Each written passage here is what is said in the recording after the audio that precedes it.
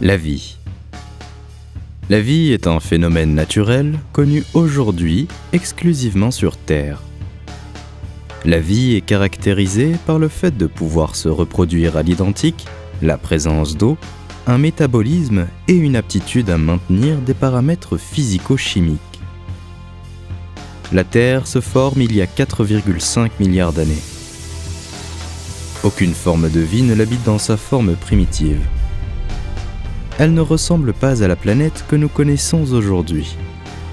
Recouverte d'une épaisse atmosphère extrêmement chaude, la Terre est d'une teinte orangée. Sa surface est totalement méconnaissable. Tout est si calme, si vide, si silencieux. Chers voyageurs, bien le bonjour. Aujourd'hui, nous partons explorer le passé de notre planète pour suivre le périple de la vie. Avant de partir pour une nouvelle aventure, pense à liker la vidéo et à t'abonner à la chaîne pour ne rien manquer. Merci et bon voyage.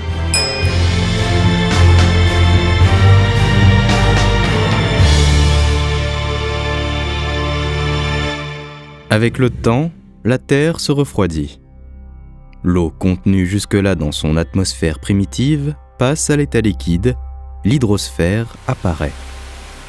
Il se met à pleuvoir. L'eau remplit les dépressions et les océans se forment. La vie apparaît sur Terre il y a 3,5 milliards d'années, environ 1 milliard d'années après sa formation.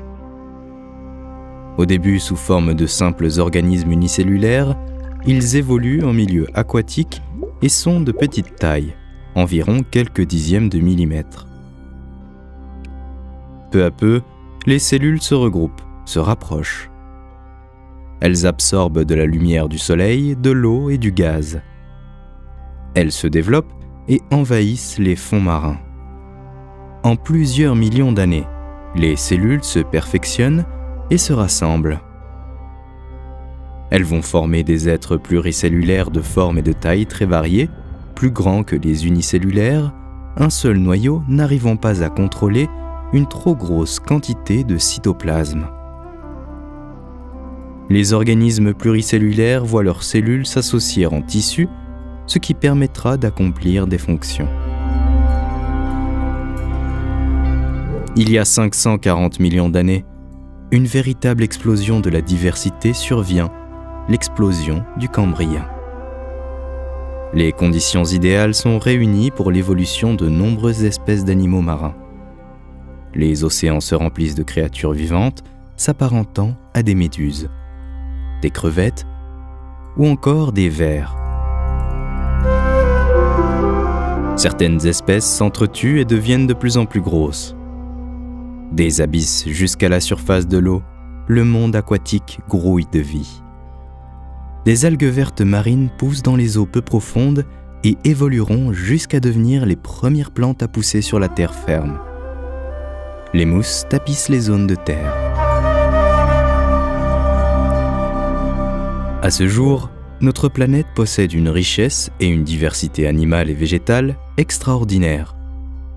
Et pourtant, l'histoire de la vie n'est pas d'un calme plat.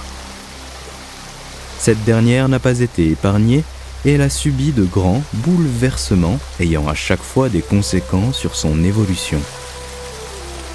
Aujourd'hui, les forces de la nature paraissent plus calmes et la Terre semble avoir trouvé son équilibre. Et pourtant, une espèce est rayée de la planète toutes les 20 minutes. L'équivalent de 7 terrains de football sont déboisés toutes les heures. Après les 5 grands cataclysmes qui ont mené aux 5 plus grandes extinctions de masse, il semblerait que la Terre entre à nouveau dans une phase brutale de chamboulement du climat et de la composition du vivant. Mais revenons sur ces périodes de basculement qui ont été décisives pour l'évolution de la faune et de la flore telle que nous la connaissons aujourd'hui sur notre planète.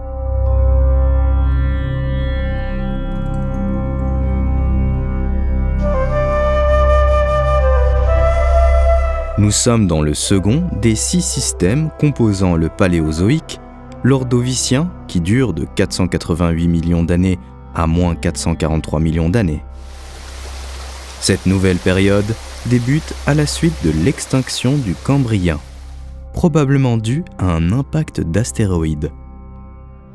Au début de cette époque, la vie n'existe que dans la mer, une mer continentale et peu profonde. Le monde animal est dominé par les trilobites et les brachiopodes qui connaissent un grand succès évolutif au Paléozoïque. Sur la terre ferme, c'est le néant. L'oxygène est rare, ni végétaux, ni animaux ne peuvent se développer. Le supercontinent Gondwana regroupe tous les continents de l'hémisphère sud et est entouré par l'océan Pantalassa dans lequel grouillent toutes les espèces vivantes. Il y a plus de 490 millions d'années, avant l'Ordovicien, l'atmosphère était fortement remplie de CO2, ce qui induisait un effet de serre et par conséquent des températures très élevées. Les océans atteignaient jusqu'à 45 degrés Celsius. La réaction de photosynthèse des premiers êtres vivants a lentement contribué à pomper ce CO2 de l'atmosphère. Les mers se sont refroidies, ce qui engendra encore plus de biodiversité.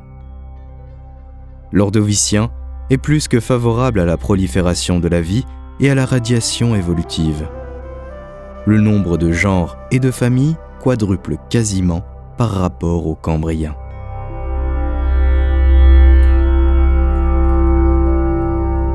L'espèce qui domine est celle des trilobites. Ces arthropodes marins peuvent mesurer entre 1 mm et 70 cm de longueur, la majorité se situant entre 2 et 7 cm. Ce groupe est hyper diversifié puisque ce n'est pas moins de 18 750 espèces qui sont représentées. Les trilobites ont une anatomie bien spécifique. Ils sont formés de 2 lobes latéraux entourant un lobe médian. La trilobation longitudinale est d'une tête appelée céphalon. Ils sont aussi dotés d'un solide exosquelette. C'est grâce à la mue que des fossiles d'exosquelettes pourront par la suite être retrouvés. Les principaux organes de l'appareil digestif se situent dans le rachis. Comme chez les autres arthropodes, leurs muscles sont striés et le système nerveux se compose d'un ganglion cérébral et d'un nerf optique conduisant à l'œil à facettes. Un vaisseau dorsal volumineux constitué de cœurs pompe le sang incolore. Les trilobites vivent uniquement dans l'eau, avec une grande préférence pour les substrats constituant le fond des mers, des océans et des lacs. Ils se nourrissent principalement d'invertébrés tels que des vers. Grâce à leurs pattes recouvertes d'épines, les trilobites attrapent le ver et le déchirent avant de l'amener vers sa bouche. Les trilobites pondaient des œufs d'une taille de 200 micromètres. Les pores génitaux se situent à l'arrière de leur tête.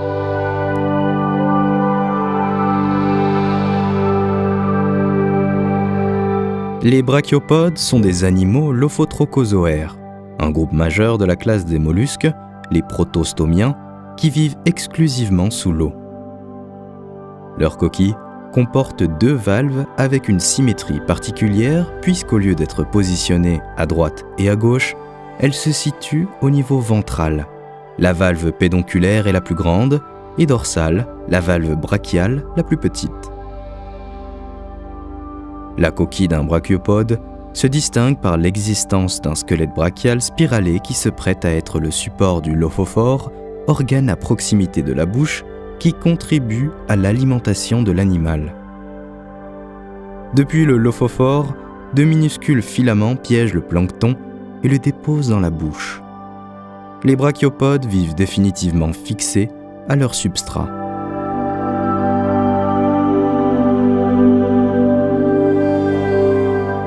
Alors que tout se déroule plutôt bien sur Terre et que la vie prolifère, au fin fond de la Voie lactée, à quelques milliers d'années-lumière de la Terre, une étoile en fin d'évolution explose en supernova. Des radiations d'énergie intense surgissent de ses pôles et libèrent une quantité remarquable de rayons gamma. En 10 secondes, l'explosion de rayons gamma produit plus d'énergie que 1000 soleils.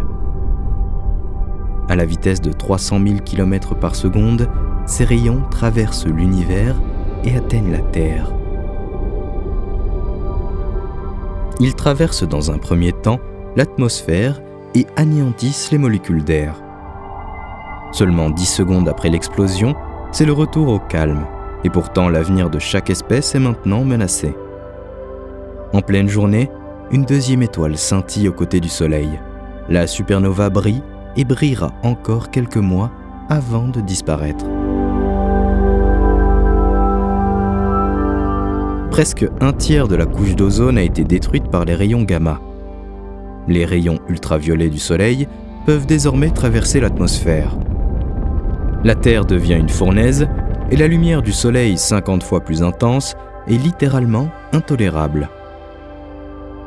La matière organique dont se nourrit le plancton est totalement brûlée par le Soleil.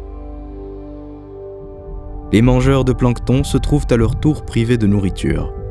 Les larves de trilobites qui, incubées dans les eaux de surface, ne survivent pas à l'intensité des rayons solaires. Leur cycle de reproduction est fortement compromis et les adultes deviennent la proie des prédateurs. Les coraux sont décimés en à peine quelques semaines. L'ensemble de la chaîne alimentaire est bousculé. Sous les tropiques, les rayons sont encore plus violents et causent la mort des récifs coralliens. L'ADN de toutes les espèces végétales et animales est endommagé. Les trilobites se raréfient à leur tour, et c'est le début de la fin pour les grands prédateurs. Orthocères et euryptérides se livrent alors une guerre impitoyable. Les orthocères sont des céphalopodes à coquille univalve pouvant mesurer de quelques centimètres à 11 mètres de long. Ils sont les principaux prédateurs de l'ère paléozoïque. Les euryptérides sont quant à eux des arthropodes chélicérates. Ils sont fréquemment appelés scorpions de mer du fait de leur ressemblance avec les scorpions actuels, mais peuvent atteindre jusqu'à 2 mètres de long. Les euryptérides sont les plus grands arthropodes ayant existé sur Terre. Dans l'atmosphère, les molécules d'azote et d'oxygène sont chamboulées et se transforment en un gaz nocif, le dioxyde d'azote. Ce gaz nouvellement formé va se répandre en couches, laissant passer les rayons ultraviolets nocifs, mais pas la chaleur, qui est pourtant un élément élémentaire pour le maintien de la vie. Les températures chutent et débute une période de glaciation. L'océan, grouillant de vie, dégénère en un océan de misère. Les œufs pondus soumis au froid ne se développent plus. Heureusement, les rayons ultraviolets n'atteignant pas les profondeurs, certaines espèces comme les euryptérides et les nautiloïdes se réfugient dans les bas-fonds des océans afin de survivre.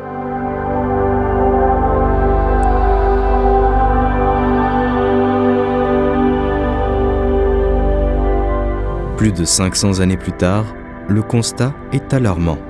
Toute forme de vie sur Terre est menacée et un tiers de la faune est déjà disparue. 150 000 ans plus tard, la faune ordovicienne se meurt à petit feu. Le froid est intense, la planète se refroidit année après année, la famine sévit et les prédateurs deviennent des charognards. Les glaciers aspirent l'eau des océans jusqu'à en diminuer son niveau de 50 mètres. Les hauts fonds s'assèchent et des milliers d'animaux sont laissés pour morts. Néanmoins, certaines espèces réussissent à s'adapter à ce nouveau climat et à ces nouvelles conditions de vie, comme l'astrapis. Arborant une petite taille n'excédant pas 15 cm, l'astrapis est l'une des rares espèces de poissons primitives. Elle présente une épine dorsale primitive et une carapace osseuse qui protège la colonne vertébrale. Cet animal est l'ancêtre de tous les vertébrés existants aujourd'hui, des oiseaux aux reptiles en passant par les mammifères et les hommes. L'astrapis ne donne pas l'impression d'être robuste au premier abord. Il se nourrit de microbes et d'algues et est une proie et non un prédateur. Pourtant, il va s'adapter et s'épanouir durant cette période de glaciation. Il s'adapte mieux au froid que n'importe quelle autre espèce aquatique et va suivre l'océan qui se retire. Par rapport à des espèces carnivores qui ne se nourrissent que d'une proie en particulier et ne peuvent donc survivre lorsque cette proie disparaît, l'astrapis ne fait pas le difficile. Il s'alimente de tout ce qu'il trouve. Très vite, de nouvelles variétés de poissons arrivent dotées de nouvelles évolutions. Les artères et les muscles vont former la première branchie, qui va faciliter le tri et l'absorption des aliments, et donnera plus tard les mâchoires des vertébrés. Le riptéride suit également le mouvement des océans et survit en prenant la place de l'orthocère dans la chaîne alimentaire. Le froid persiste et de gigantesques icebergs se forment sous la surface, détruisant tout sur leur passage. Les habitats aquatiques se réduisent.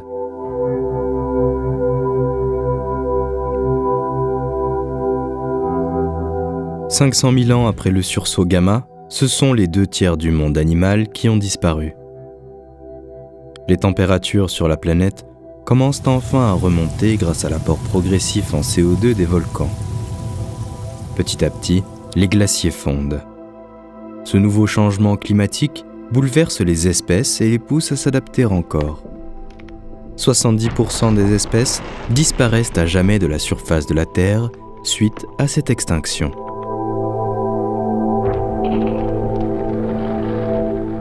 Durant les millions d'années qui vont suivre, l'orthocère est plus faible que jamais, mais toujours présent. Il est plus petit, affaibli et devient une proie facile. À l'inverse, le riptéride devient un prédateur féroce. Avec la baisse du niveau des eaux, le scorpion de mer a vu se développer ses poumons permettant à son sang de circuler par les tissus et de récupérer l'oxygène. Il est désormais paré pour s'aventurer sur les rivages. Il devient aussi gros qu'un crocodile et un prédateur redouté.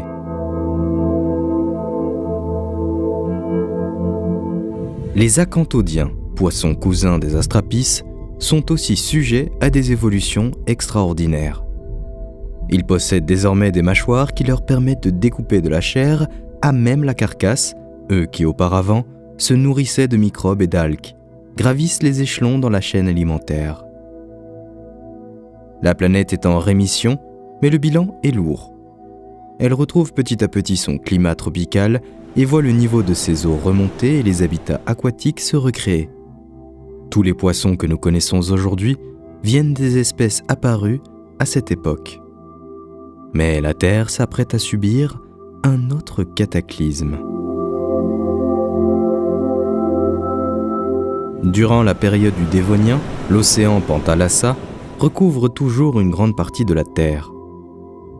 Le supercontinent Proton-Gondwana est situé au sud et se déplace lentement vers le nord, tandis que de nombreuses îles et archipels sont répartis sur l'équateur.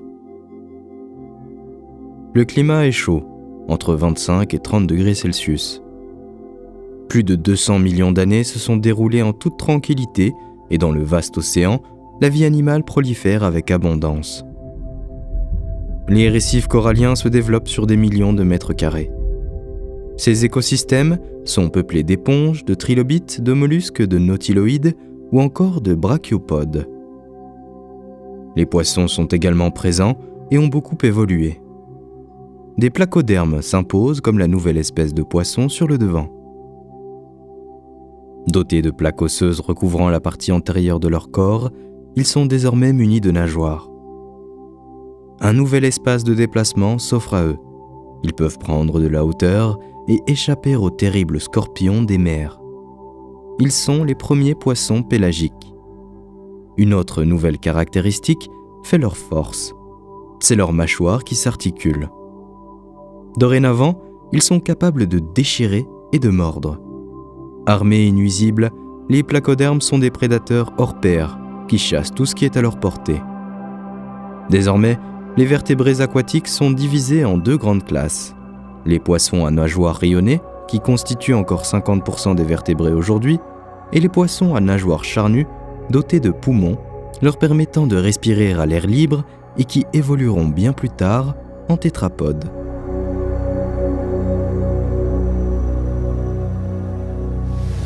Sur la terre ferme, la végétation évolue et devient luxuriante grâce à un climat chaud et humide. Les fougères et lycopodes abondent et de tout petits insectes prolifèrent.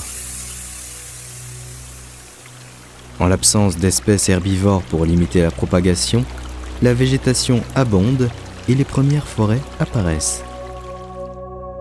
De premières plantes à feuilles larges apparaissent et par là même, les réactions de photosynthèse qui contribuent à enrichir l'atmosphère de dioxygène. Les premières protopates se développent sur certains poissons, car en voulant se mettre à l'abri des prédateurs, ils sont amenés à se réfugier dans les eaux de rivières, de lagunes ou encore de mangroves. Dans ces eaux peu profondes, s'imbriquent des racines et de la végétation, créant un espace exigu dans lequel le poisson va devoir utiliser ses nageoires différemment. Il s'accroche, écarte, aplatit, tant et si bien qu'elles ne lui servent plus beaucoup à nager et évolue en quelques millions d'années en protopates. À la fin du Dévonien, certains poissons à nageoires charnues évoluent en tétrapodomorphes, comme le tiktaalik. Il s'agit d'une espèce intermédiaire entre le poisson et le tétrapode.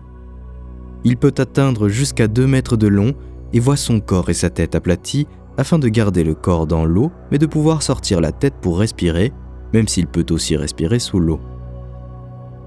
Il s'apparente physiquement au crocodile d'aujourd'hui. Ce n'est que 30 millions d'années plus tard que les premiers tétrapodes aquatiques voient le jour, comme Ichthyostega, qui sera un des liens de transition le plus important entre les vertébrés marins et les vertébrés exclusivement terrestres. Le premier tétrapode à se déplacer sur la terre ferme arrive quelque temps après. Il s'agit d'Acanthostega. Durant plusieurs millions d'années, il effectuera des trajets entre le milieu aquatique et la terre jusqu'à devenir complètement terrestre. Les scorpions et les araignées rejoignent également ces tétrapodes en dehors de l'eau.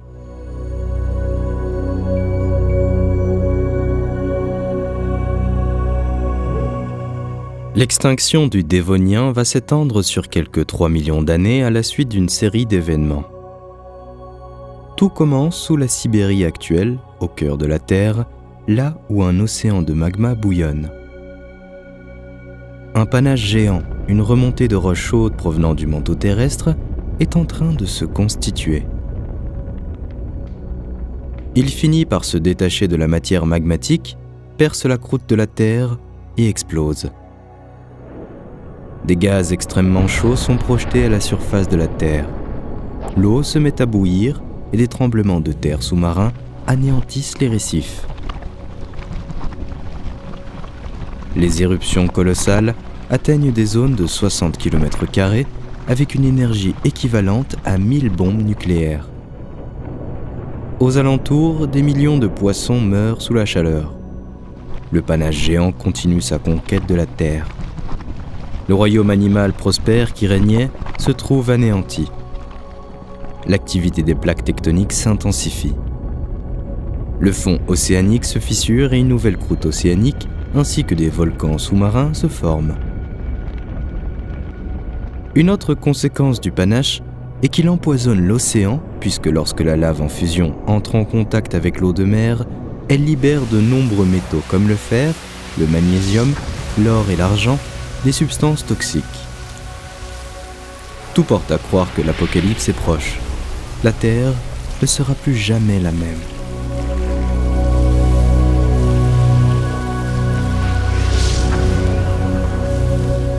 « 8000 ans s'écoulent.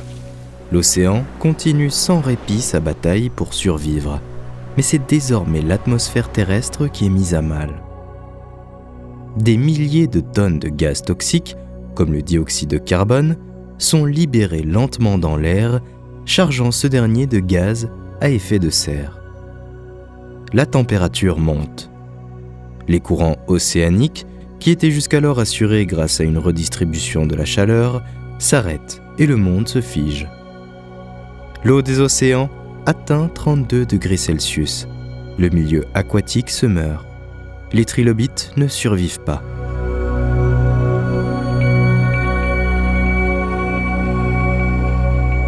« 250 000 ans plus tard, le panache géant continue de déclencher des éruptions volcaniques. La végétation profite de ces conditions propices à sa prolifération pour se développer en abondance. La planète devient un paradis pour les plantes qui ont besoin de soleil, de dioxyde de carbone et d'eau. La végétation s'épanouit et beaucoup de feuilles retombent sur le sol. Cette accumulation de végétaux pourrit au fil des années et forme la première couche d'humus de la planète, tel un terreau riche et profond. La part sombre de l'histoire est que lorsqu'il pleut, le terreau est acheminé vers l'océan. Les algues absorbent les nutriments et se développent de manière incoercible. Les mers deviennent saturées en végétaux. Au nord de l'équateur, l'océan n'est que vase bactérienne et s'apparente à un cimetière.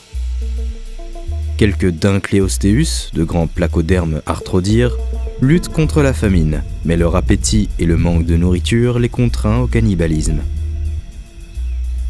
Même si le royaume animal semble s'éteindre, certaines espèces plus résistantes développent d'étonnants moyens pour s'adapter à leur nouveau monde. C'est le cas du Materpiscis en Australie. Ce petit poisson qui tient dans une main est capable de broyer un coquillage avec ses dents. Mais sa force est ailleurs. Ce poisson vivipare protège ses petits dans son abdomen. Une caractéristique fondamentale pour sa survie à l'un des pires moments de la planète.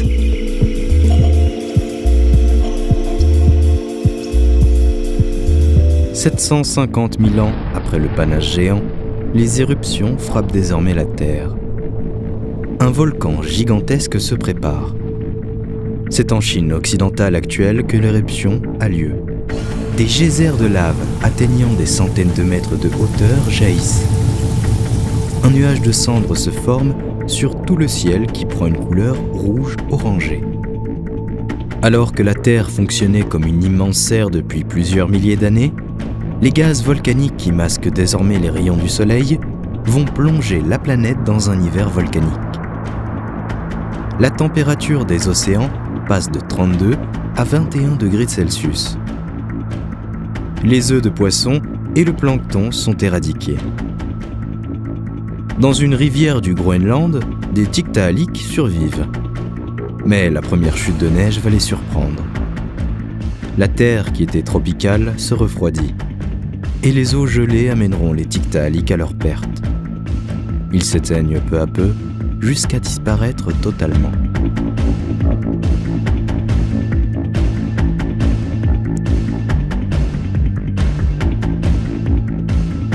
L'hiver volcanique se termine 1,5 million d'années après le début du panache. Ce dernier s'éteint enfin. 70% des espèces ont péri. L'océan n'est plus qu'une gigantesque baignoire vide. Les récifs qui s'étendaient sur 5 millions de kilomètres carrés sont réduits à quelques milliers. La Terre est dévastée, vidée, elle devient un monde hostile. De microscopiques bactéries et algues envahissent les fonds océaniques, si bien qu'on se croirait revenu au Précambrien. Les arbres encore présents vont produire de l'oxygène et contribuer à la renaissance de la Terre. Les températures se stabilisent et la vie se diversifie à nouveau, notamment dans les marais.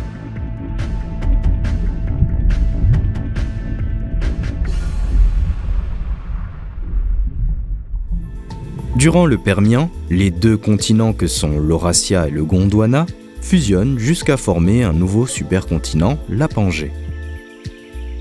Cette mouvance de continents a modifié le climat, dessinant la Terre sous une toute autre forme et laissant s'installer de nouvelles vies. D'immenses déserts arides et de chaînes de montagnes recouvrent la surface de la planète. Le niveau des eaux diminue considérablement et un nouvel océan se forme, le Tétis d'Est en ouest de la Pangée. Les températures à la surface de la Terre varient entre 0 degrés Celsius et 40 degrés Celsius dans une seule et même journée. Les formes de vie sont diverses, on retrouve des plantes, des reptiles, des amphibiens. Au niveau aquatique, des mollusques échinodermes et brachiopodes se développent. Les animaux s'adaptent à ces nouvelles conditions climatiques et vont développer des moyens pour réguler leur température corporelle. Le dimétrodon et les daphosaures, des reptiles mammaliens, développent des voiles dorsales au pouvoir thermorégulateur qui permet, par absorption ou évacuation de la chaleur, de faire varier la température de leur corps. D'autres vont muter et évoluer, comme les thérapsides, en développant une fourrure comme moyen de protection. Un des prédateurs redoutés du Permien est le gorgonopsien, un animal mesurant jusqu'à 5 mètres de long et doté d'une mâchoire qui possède 2 canines de 12 cm. Un effroyable prédateur qui se régale de diverses espèces telles que les dictodons ou encore les scutosaures. Certaines espèces deviennent bipèdes et des animaux volants font leur apparition.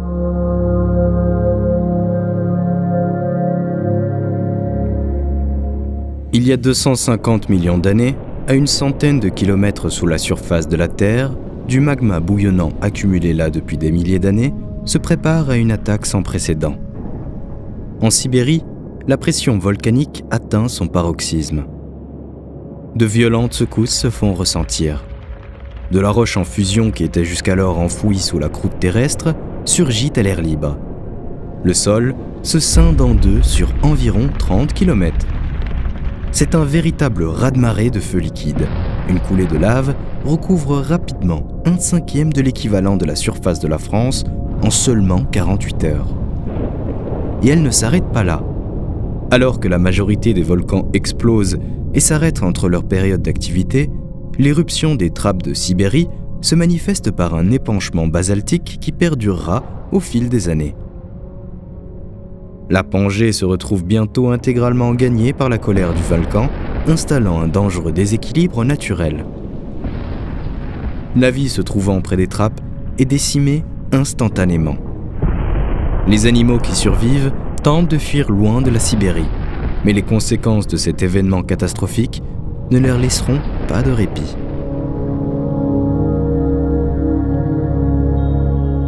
Dix ans après l'éruption, les gaz volcaniques qui se sont accumulés dans l'atmosphère engendrent des changements de climat. Le dioxyde de carbone et le soufre se dissipent de la croûte terrestre.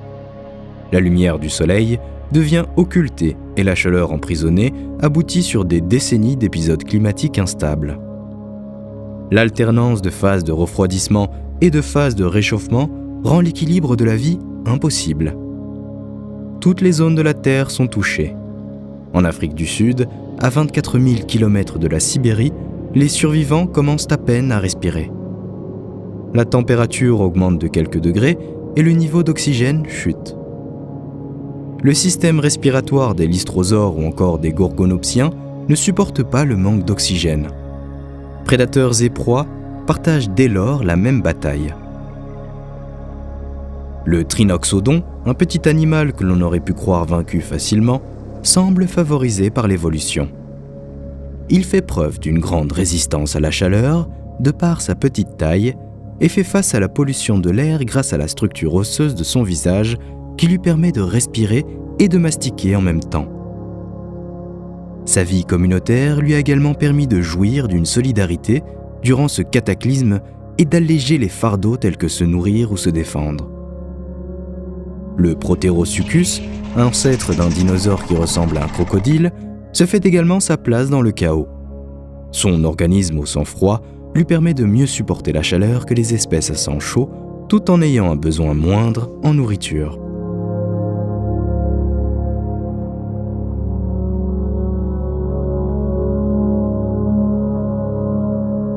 « 25 années s'écoulent après l'éruption et la roche en fusion ne cesse de s'épandre. Lorsqu'elle entre au contact de l'air, elle se fige en une montagne noire sur laquelle aucune vie n'est possible. Les animaux qui vivent dans ces régions doivent partir. Certains meurent de faim. La moitié des gorgonopsiens sont décimés en Asie du Nord alors qu'une nouvelle catastrophe se prépare. Le dioxyde de soufre se mélange à la vapeur d'eau et crée de l'acide sulfurique. Des pluies acides s'abattent désormais sur la planète, ravageant entièrement la végétation. Les arbres deviennent noirs, les feuilles tombent, des forêts entières sont dévastées. Les animaux qui ne peuvent pas se cacher meurent. Notre lointain ancêtre, le trinoxodon, réussit à se mettre à l'abri. 50 années après le début du cataclysme, les éruptions volcaniques demeurent.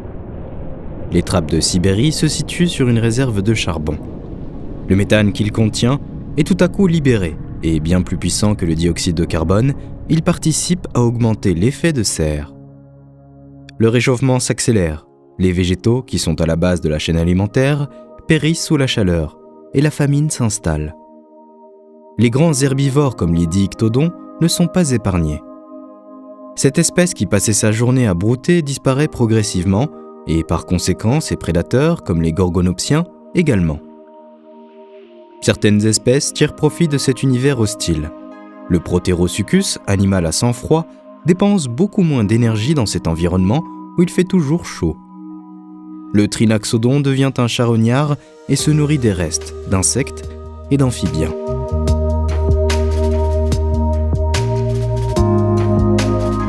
10 000 ans après l'éruption, la vie sur Terre est à la limite de l'extinction totale. Les inondations liées à la mousson du printemps entraînent les millions de tonnes de plantes mortes vers la mer, le transformant en une immense décharge qui se putréfie sous l'effet de la chaleur. L'oxygène dans l'océan se raréfie et les roches deviennent noires. Le fond océanique est recouvert de cadavres, seules les bactéries survivent. La majorité des espèces qui dominaient l'écosystème marin disparaît. En se vidant de son oxygène, l'océan accueille une toute autre espèce de microbe qui produit du sulfure d'hydrogène, un gaz nocif s'il est présent en quantité conséquente dans l'atmosphère. Propagé par les vents, le sulfure d'hydrogène empoisonne toute la planète, menant à leur perte de nombreux animaux. Le Proterosuchus semble quant à lui protégé contre les effets de ce gaz. Mais y aura-t-il un avenir pour lui sur Terre ?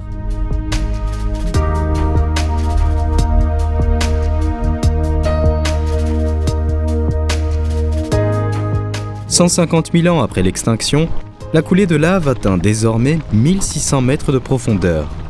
Une infime partie des espèces qui survivent encore tentent de s'adapter encore et toujours. Le lystrosaure est maintenant plus petit et est capable de survivre sans boire ni se nourrir plus longtemps. Leur chemin croise celui d'un autre troupeau et leur rencontre donnera naissance à une nouvelle génération, encore plus forte parmi lesquelles les meilleurs survivront à la grande extinction. Les diictodons et les gorgonopsiens n'ont pas cette chance et vont disparaître. «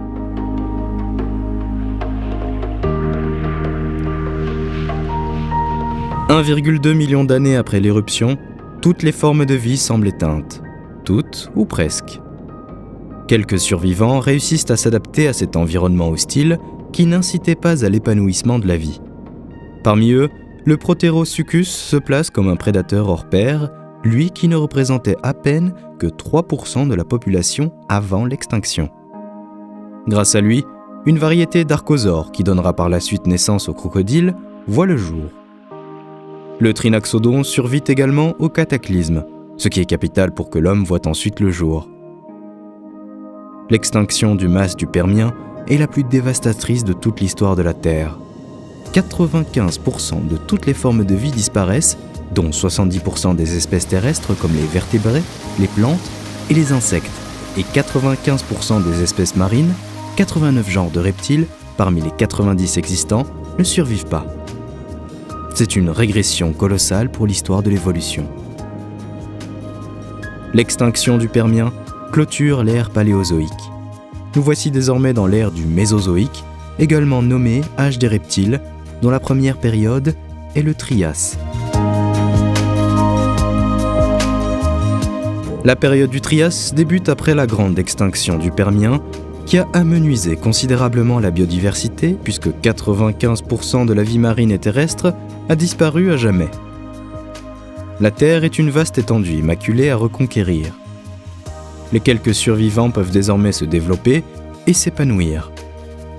La planète a vu s'assembler ses plaques tectoniques pour former le seul et unique supercontinent, la Pangée. Le vaste océan Pantalassa l'entoure et contribue à l'humidification du littoral. L'intérieur des terres est sec et aride. Il fait chaud sur la Terre, telle une immense serre.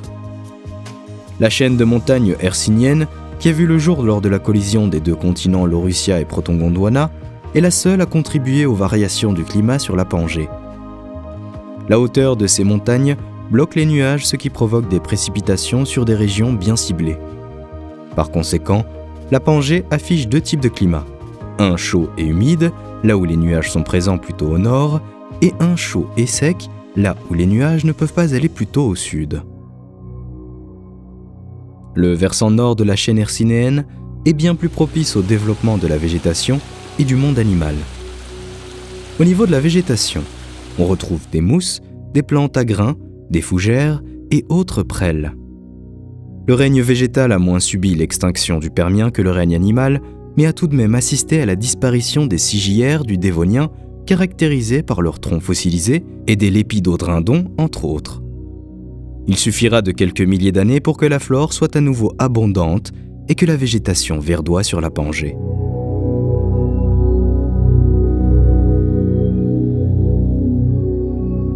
Du côté de la faune, la disparition de la grande majorité des espèces a laissé un grand nombre de niches écologiques libres. Les espèces survivantes sont amenées à se déplacer. Les animaux vont conquérir ce nouvel environnement. Au fil du temps, ils s'adaptent, évoluent et se diversifient.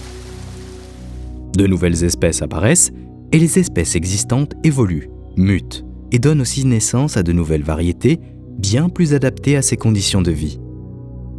C'est ce qu'on appelle le phénomène de spéciation. Une évolution de la vie au fil des générations, donnant lieu à de nouvelles espèces.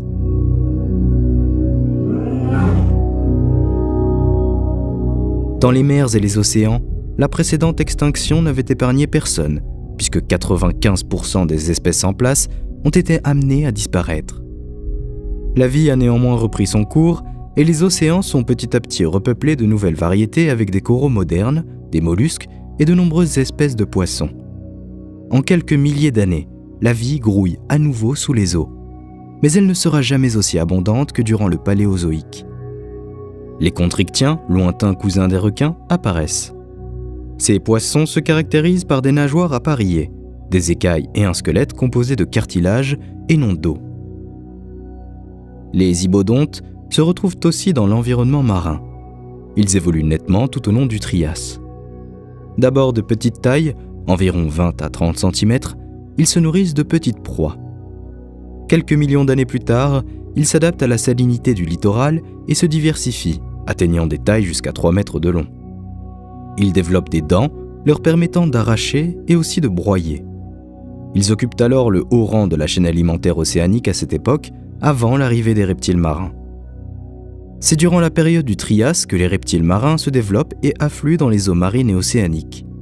Plusieurs familles de reptiles marins s'élèvent, mais certaines ne perdureront pas, comme les placodontes, des reptiles marins se nourrissant de proies dures et de crustacés, ou encore les thalattosauriens, des reptiles dotés d'une longue queue en forme de pagaie et d'un corps élancé. Les reptiles marins qui s'installent durablement sur la Terre sont les ichthyosaures, ou poissons-lézards. Ce sont des vertébrés marins qui mesurent entre 1 et 10 mètres de longueur. Ils se déplaçaient dans l'eau relativement aisément et rapidement grâce à leurs grandes nageoires, et plus tard ils opteront aussi pour un déplacement en bond successif à la surface de l'eau, comme les dauphins actuels. Sur Terre, les derniers survivants de l'extinction Permien sont les plus répandus. Les rhoïsuchiens, des reptiles archosauromorphes, se retrouvent au sommet de la chaîne alimentaire. Les plus basaux du groupe engendreront les archosaures puis les ptérosaures, des reptiles insectivores d'environ 1 mètre d'envergure qui volent. Les premiers crocodiliformes apparaissent à l'origine des futurs crocodiliens. Cette lignée d'archosaures donnera naissance au Trias supérieur, aux premiers dinosaures. Cette dernière n'atteignant pas encore des tailles colossales. On en retrouve des petits comme l'Éoraptor d'Argentine qui mesurent 1 mètre de long. Les plus grands et les plus nombreux sont les Plateosaurus, des dinosaures herbivores mesurant jusqu'à 10 mètres de long. Les mammaliens parviennent à traverser la période du Trias sans mal. Les plus nombreux regroupent les thérapsides, les dicynodontes ou encore le Lysowissa. Cet animal pesant entre 5 et 6 tonnes avait une taille proche de celle des éléphants d'Asie. C'est le plus grand de son environnement.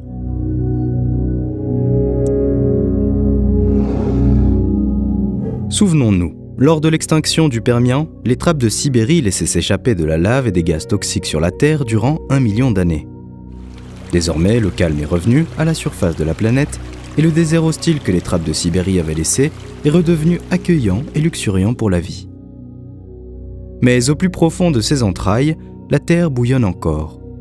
Les forces qui avaient rapproché la Pangée il y a quelques millions d'années sont en train de la disloquer. Le déplacement progressif des continents fait circuler le magma qui compose le manteau de la croûte, et lorsque ces forces fragmenteront la Pangée, de la lave en quantité considérable jaillira. C'est le début d'une nouvelle extinction massive. Depuis plusieurs semaines, un grondement se fait entendre et ressentir. En une fraction de seconde, la Pangée se déchire. Des geysers de vapeur brûlante sortent des entrailles de la Terre et fusent à plus de 1500 mètres d'altitude. Les gigantesques éruptions de vapeur brûlante déclenchent une semaine plus tard un événement volcanique intense qui mène à la division de la Pangée et à la formation du bassin de l'océan Atlantique. L'éruption volcanique se déclenche, la lave jaillit par des fissures terrestres et le magma se répand telle une gigantesque vague de feu. Les fissures peuvent atteindre jusqu'à plusieurs vingtaines de kilomètres de long. Ce sont littéralement des vagues de flammes qui courent jusqu'à atteindre animaux et végétation, engloutissant tout sur leur passage. Rien n'a jamais été comparativement aussi violent depuis la naissance de l'humanité. Les herbivores s'empressent de s'enfuir, mais les piquants de leur dos les protégeant des prédateurs les ralentissent et la lave les rattrape. Des mois durant, la lave coule. Les animaux fuient mais n'ont nulle part où aller.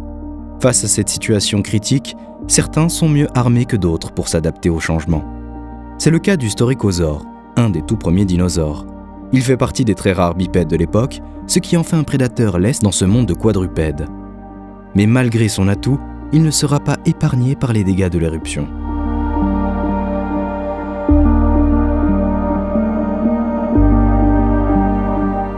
« 50 années s'écoulent durant lesquelles les éruptions volcaniques se succèdent.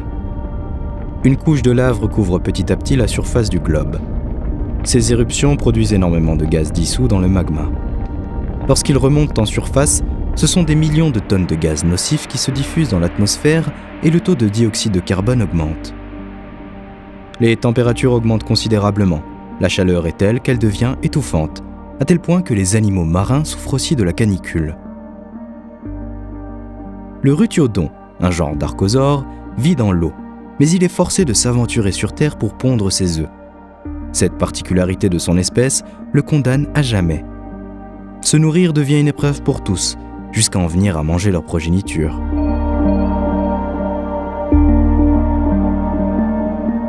Quelques dizaines d'années plus tard, la chaleur est toujours aussi imposante et maintenant la concentration d'oxygène dans l'air est très basse. Il serait impossible à l'homme moderne de respirer dans de telles conditions. Les Desmatosuchus vont faire les frais de cette faible concentration en oxygène. Bien qu'ils n'aient jamais redouté les prédateurs grâce à leur carapace imposante, ils se trouvent cette fois en mauvaise posture car leurs capacités respiratoires et pulmonaires sont très limitées. Chaque déplacement est laborieux pour eux, et ils commencent à rester localisés dans des zones plus petites. Le manque d'oxygène affecte également la reproduction car les œufs ne sont plus assez oxygénés pour que l'embryon ne se développe. Les naissances diminuent, les survivants et les nouveau-nés s'affaiblissent. La population de Demastosuchus finit par s'éteindre, ce qui profite au Staurikosaure. Ce dernier n'a pas la même structure physique. Ses membres sont alignés avec le reste du corps et n'interfèrent donc pas avec les organes internes. Les poumons se déplient en entier et il éprouve moins de difficultés respiratoires. Le Staurikosaure possède également des poches d'air en plus, comme les oiseaux et les dinosaures, créant une circulation continue de l'oxygène dans l'appareil respiratoire. C'est de cette manière qu'un oiseau qui respire le même air qu'un homme absorbera 30% d'oxygène en plus.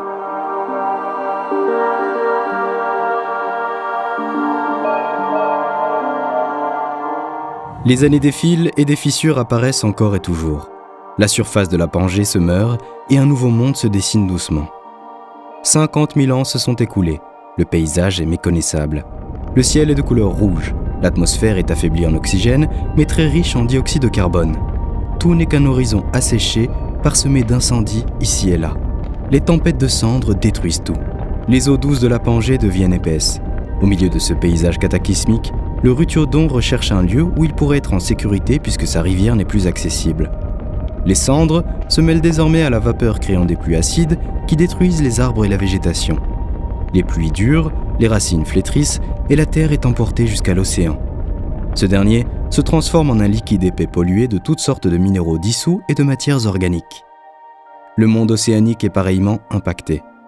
L'eau devient à son tour acide et le plancton, base de la chaîne alimentaire, meurt. Puis les poissons et toutes les créatures qui s'en nourrissaient succombent à leur tour.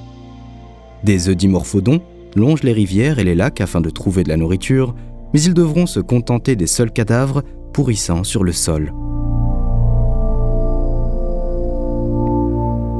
Voilà maintenant 70 000 ans que la catastrophe a commencé et la Terre arbore un nouveau visage. De nombreux organismes ont disparu et d'autres en profitent pour se propager, comme les bactéries. Ces dernières transforment l'océan en lieu malpropre. Le ciel devient jaune et l'odeur de soufre court partout. Dans ce décor peu accueillant, un être vivant s'accroche au peu qui lui reste de vie. Il s'agit de notre lointain ancêtre, le Mégazostrodon. Ce petit mammifère possède un appareil pulmonaire avancé, doté d'une membrane de muscles et de tendons qui séparent les poumons du reste des organes, le diaphragme. Il a ainsi plus de facilité à respirer malgré la toxicité de l'air. Le Mégazostrodon a également un avantage de taille pour sa survie. Il est l'un des premiers animaux à allaiter ses petits. La femelle n'a donc qu'à puiser dans ses propres ressources pour nourrir sa progéniture, alors que d'autres doivent leur trouver à manger.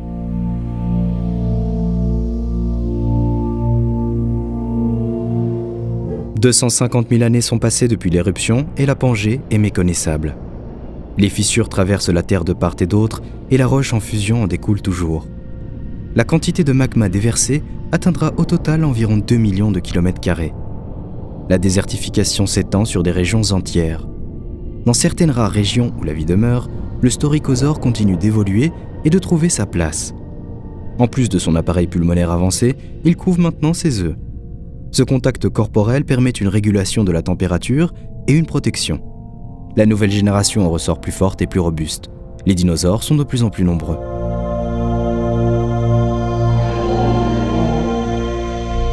Ce sera 500 000 ans après le début des événements que les éruptions cessent. Les déplacements de la croûte terrestre ont définitivement cassé la Pangée et divisé des continents distincts tels que nous les connaissons aujourd'hui, ce qui a favorisé l'ouverture de l'océan Atlantique. Les 3/4 de la faune terrestre disparaissent à jamais, touchant plus particulièrement les herbivores comme le Desmatosuchus. Sous l'eau, le désastre est également sans appel. Les récifs coralliens sont presque tous détruits. Il faudra 600 000 années pour que l'extinction du Trias se termine. Il fait toujours aussi chaud, l'air est à peine respirable, le taux de dioxyde de carbone atteint son paroxysme.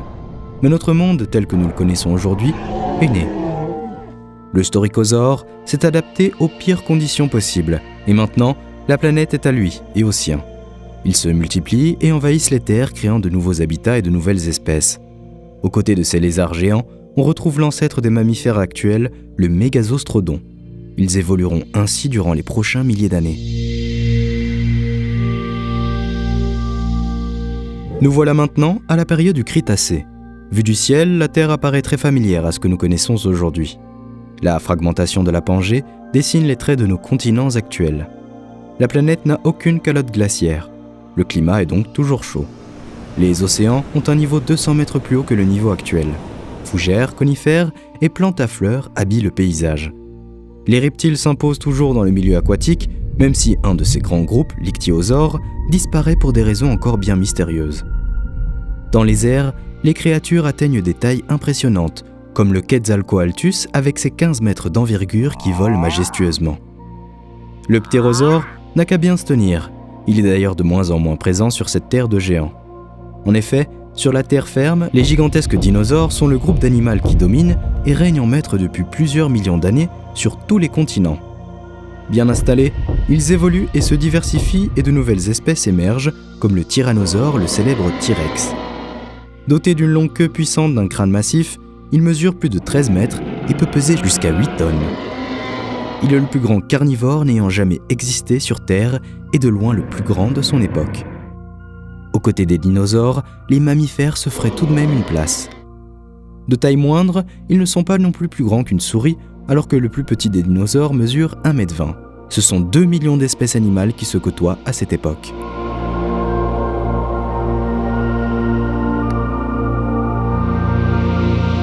Quelques centaines de milliers d'années avant le célèbre cataclysme, un volcanisme exceptionnel a lieu au niveau de l'Inde actuelle. Son nom, les trappes du Décan.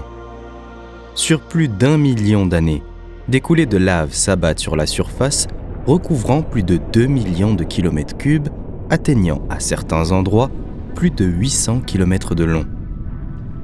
Ces coulées basaltiques s'accompagnent d'émissions dans l'atmosphère de grandes quantités de dioxyde de carbone et de dioxyde de soufre, deux gaz susceptibles de modifier le climat. Ces émissions de soufre, après conversion en aérosols sulfatés, auraient induit il y a 65 millions d'années de brefs épisodes de refroidissement globaux, alors que le CO2 aurait provoqué un réchauffement de 3 degrés Celsius à plus long terme, contribuant très probablement à la crise de la biodiversité la plus célèbre de l'histoire de la Terre qui va suivre.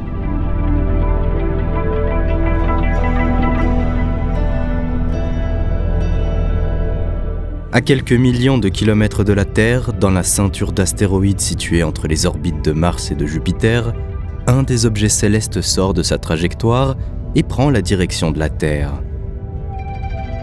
Lancé à plusieurs kilomètres par seconde, l'astéroïde, d'une taille allant jusqu'à une dizaine de kilomètres de long, débarque sur la Terre telle une véritable bombe et forme un cratère de 50 km de profondeur dans la péninsule du Yucatan au Mexique. L'énergie libérée par l'astéroïde est équivalente à une centaine de millions de mégatonnes. En moins de temps qu'il n'en faut pour le dire, l'eau présente dans un rayon de 60 km se transforme en vapeur, tuant subitement des millions de vies. Les animaux se trouvant à proximité du point d'impact n'ont pas le temps de sentir le choc, puisqu'ils sont frappés à une vitesse bien plus rapide que leur temps de réaction. Les roches vaporisées forment un nuage chaud et se dirigent rapidement vers l'océan, c'est l'onde de choc. Tout ce qui se trouve sur son passage est évaporé. Une partie de la Terre elle-même se trouve transformée en vapeur sur toute la région continentale des États-Unis. Même le puissant tyrannosaure ne résistera pas à l'onde de choc. Les seuls survivants sont ceux qui parviennent à s'abriter dans des grottes. Des incendies se manifestent, l'Amérique du Nord s'apparente à un brasier géant. Proie ou prédateur, parents ou petits, aucun n'est épargné. Notre lointain ancêtre, le Purgatorius, un mammifère, reste à l'abri dans son terrier. Sa petite taille lui permet de trouver refuge, de se mettre à l'abri et de protéger la survie de son espèce. 10 minutes après l'impact, l'onde de choc a libéré toute son énergie. Mais les conséquences commencent à se faire ressentir. La terre tremble, des grondements se font entendre. C'est un séisme de très forte magnitude. Des fissures s'ouvrent, faisant tomber les dinosaures dans ces profondes crevasses. Le séisme se propage jusqu'en Antarctique et provoque des glissements de terrain. Les secousses et les répliques dureront plusieurs jours.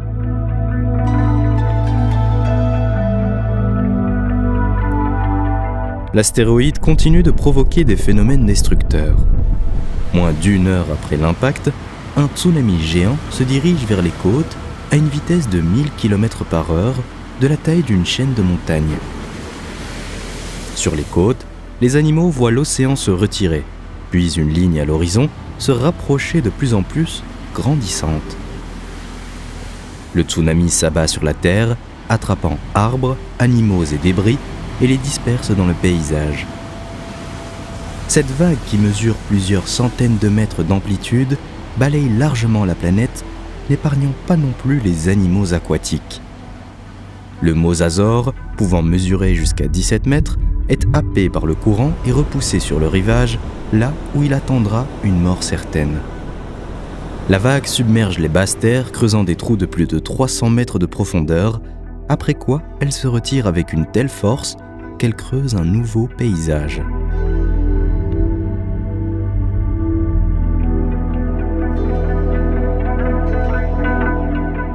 Quelques heures plus tard, l'océan se calme et les rescapés sortent des décombres pour contempler l'ampleur des dégâts. Mais avant qu'ils n'aient le temps de reprendre leurs esprits, une autre conséquence de l'impact s'abat. Lorsque l'astéroïde a percuté la Terre et creusé le cratère, ce sont des millions de tonnes de roches qui ont été propulsées dans l'espace. Elles retombent maintenant sur la planète, formant la plus grande pluie de météorites de tous les temps. Des morceaux de la croûte terrestre retraverse l'atmosphère durant plusieurs heures.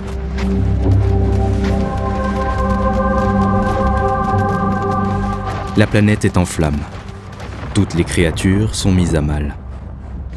La température grimpe en quelques heures et la chaleur devient insupportable au point qu'à certains endroits, les rivières se mettent à bouillir. La Terre est méconnaissable.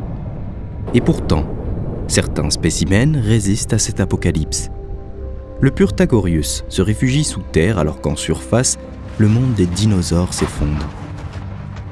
Il attend que le calme revienne et s'organise en rationnant sa nourriture. Dans la péninsule du Yucatan, le cratère est une caldeira. Des montagnes se sont dressées à 5000 mètres d'altitude.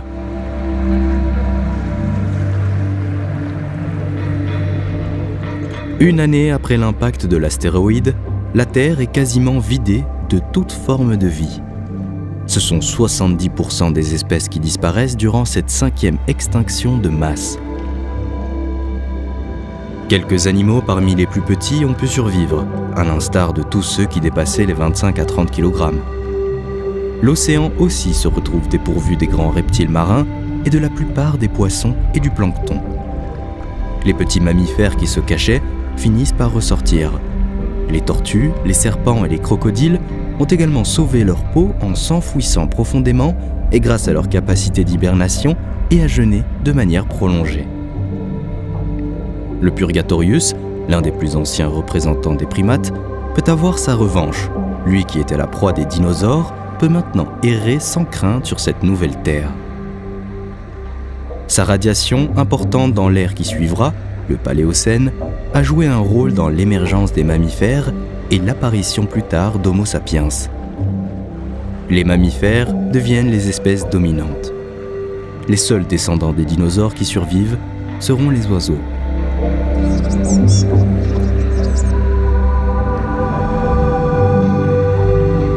C'est la dernière grande extinction qui aura lieu jusqu'à aujourd'hui, et c'est grâce à cette incroyable aventure que l'homme moderne a pu prendre sa place sur la Terre. Tout commence il y a environ 200 000 ans. Une nouvelle espèce à la survie précaire apparaît. En faible effectif et n'étant localisé que sur une petite partie de l'Afrique de l'Est, ils ne sont au départ que quelques milliers de couples. Malgré sa lenteur et sa faiblesse, cette espèce se montre foncièrement ingénieuse. Aucune des contraintes du milieu naturel ne semble la freiner. Elle franchit les rivières et les chaînes de montagnes, et elle colonise progressivement d'autres régions où se trouvent des proies et des climats propices à sa survie. Partout où cette espèce s'installe, elle s'adapte et se réinvente. Cette espèce, notre espèce, élargit son aire de répartition. Sur son chemin, elle croise d'autres êtres, de nombreux animaux, pouvant atteindre 2 fois, 10 fois ou même 20 fois la taille des membres qui la composent. Néanmoins, elle se reproduit plus vite et est suffisamment intelligente pour assurer sa survie. Elle va ensuite dépasser la limite des eaux, traversant mers et océans. L'histoire se poursuit pendant des milliers d'années jusqu'à ce que notre espèce se répande sur la quasi-totalité de la Terre. Homo sapiens se reproduit à une vitesse sans précédent. Pour la première fois dans toute l'histoire de la Terre, un être vivant modifie la structure du monde organique à l'échelle planétaire. L'homme élimine les forêts dans le but de se nourrir grâce à l'agriculture. Il concourt au transit des animaux et des plantes, de part et d'autre de la planète, et il redistribue ainsi les composantes de la biosphère. Mais la transformation la plus importante réside dans la découverte de réserves d'énergie souterraines, ce qui engendrera une évolution de la composition de l'atmosphère. De tels événements, impliquant des changements si violents mettant à mal la diversité de la vie, ne s'étaient auparavant produits que 5 fois. 5 catastrophes tellement préjudiciables qu'elles sont classées dans une catégorie bien à part. Les extinctions de masse. Il est tôt pour affirmer que le comportement de l'homme provoquera des conséquences identiques. Pourtant, certains scientifiques s'accordent sur la qualification de 6e extinction.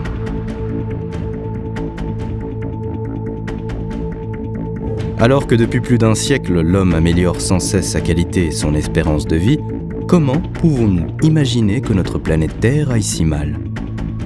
Une extinction de masse, ou crise biologique désigne un événement marqué par une disparition brutale et simultanée de plus de 60% de la biodiversité, qu'elle soit animale ou végétale, sur l'ensemble de la planète. Elle est relativement brève par rapport à l'échelle des temps géologiques et correspond à quelques millions d'années.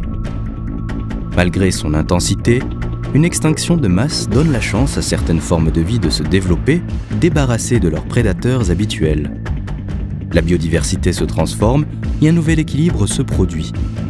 Comme lors de la crise biologique du Crétacé-Paléogène, la disparition des dinosaures a laissé le champ libre à certaines espèces, ancêtres de l'homme.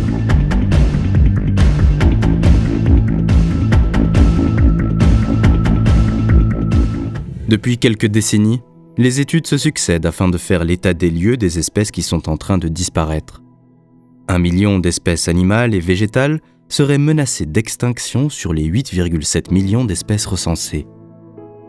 Les 2/3 des espèces animales pourraient disparaître d'ici moins de 80 ans. L'histoire de la Terre a toujours été marquée par des catastrophes et des crises biologiques dévastatrices.